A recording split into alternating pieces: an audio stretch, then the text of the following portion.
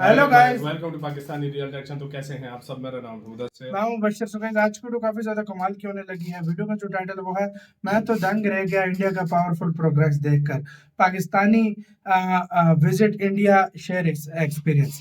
मतलब पाकिस्तानी मीडिया उस पर बात कर रही है। एक पाकिस्तानी इंडिया जाकर आए हैं और उन्होंने बोला इंडिया का हम प्रोग्रेस देखकर मैं दंग रह गया हूँ कि इंडिया कितना ज्यादा प्रोग्रेस कर चुका है। तो जल्दी देखते हैं, बाकी बातें करेंगे बाद में। काउंट करते हैं 3 2 1 एंड स्टार्ट। डॉक्टर साहब, मुझे ये बताएं कि आप कितने अरसे के बाद ये विजिट गए। कर रहे हैं इंडिया का, और आपने क्या चेंज देखा है अपने जो लास्ट विजिट था आपका और अब? रोस्टोव की एक थ्योरी है टेक ऑफ, कि जब एक मुल्क इतना इंडस्ट्रियलाइज कर लेता है, इंफ्रास्ट्रक्चर बढ़ा लेता है, तो फिर हवाई जहाज की तरह वो ऊपर को जाता है। तो इंडिया उस स्टेज में नजर आता है, यानी India is on the forward मार्च। समझ गए आप?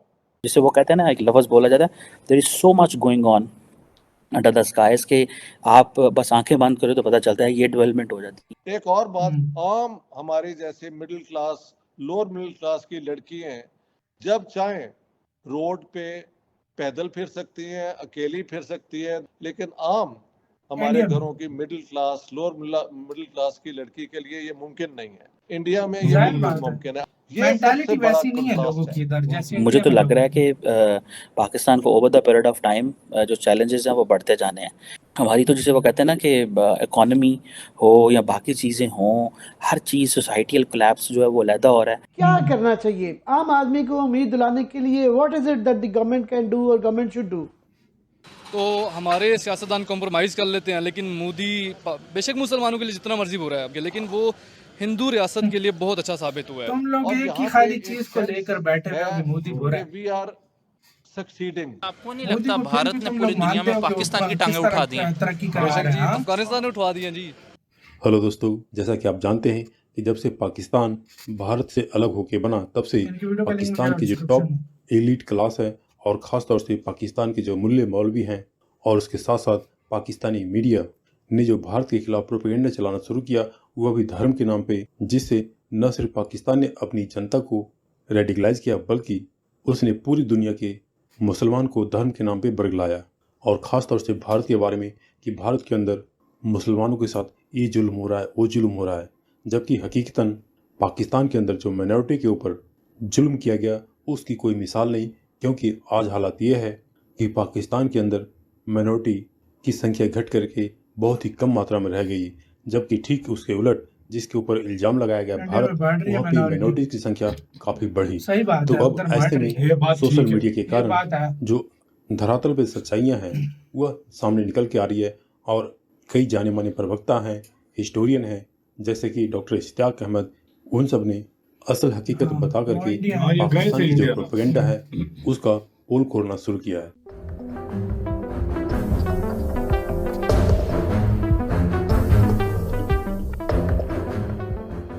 डॉक्टर साहब, मुझे ये बताएं कि आप कितने अरसे के बाद विजिट कर रहे हैं इंडिया का, और आपने क्या चेंज देखा है अपने जो लास्ट विजिट था आपका और अब?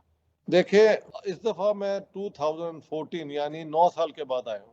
9 साल में जो मुझे फर्क नजर आया है कि इंडिया की मिडिल क्लास पहले से बड़ी हो गई है, यहाँ के रोड इंफ्रास्ट्रक्चर यहाँ पे बहुत हो गया है, और यहाँ पे जो इंडस्ट्रियल डेवलपमेंट है ना, वो अगले आने वाले सालों में उसे कहते हैं, रोस्टोव की एक थ्योरी है टेक ऑफ, कि जब एक मुल्क इतना इंडस्ट्रियलाइज कर लेता है, इंफ्रास्ट्रक्चर बढ़ा लेता है, तो फिर हवाई जहाज की तरह वो ऊपर को जाता है।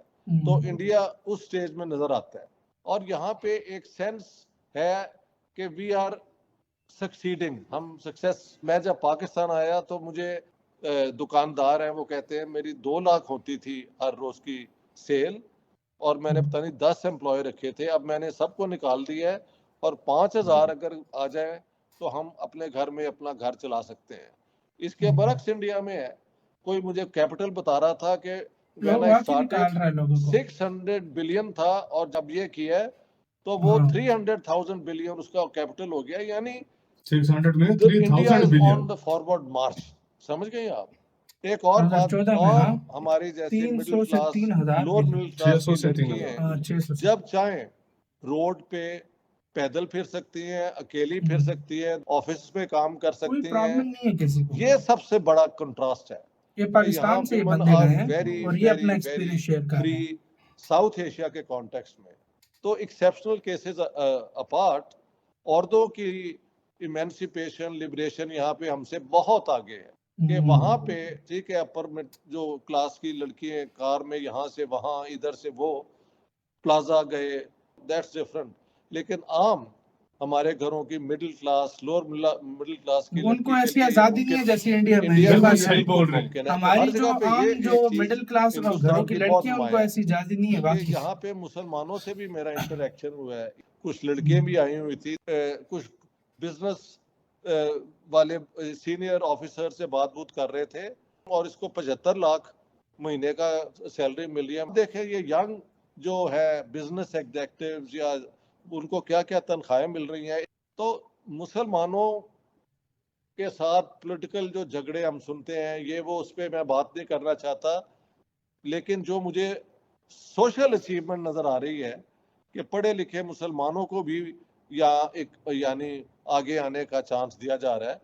जो सोसाइटी के अपने रूल्स हैं उसमें स्कोप सबके लिए है अगर वो पढ़ लिख के आगे आए। हाँ, और मुसलमान अगर तुम में टैलेंट है तो इंडिया कहता है कि तुम्हें हर तरह का इधर हक मिलेगा अगर तुम अपने दाम पर ले सकते हो तो। सीधी सी बात है। हाँ भाई, टैलेंट करो, पढ़ो लिखो, लेकिन जिस धरती में आप रहते हैं, जहाँ आपका घर है, जहाँ आपको नौकरी मिलती है, तो आपकी लॉयल्टी वहाँ होनी चाहिए। इसी के साथ यार वीडियो खाता हूँ। इन्होंने सही बोला, इंडिया की ये बाकी बात है। इंडिया ये नहीं देखता जात धर्म, ये नहीं देखता इंडिया देखता है अगर तुम्हारे अंदर काबिलियत है तो आके तुम अपने मेरिट पे आकर अपनी जॉब ले जाओ। तुम आकर ये बड़ी बड़ी सीट अपने मेरिट पे आके ले जाओ।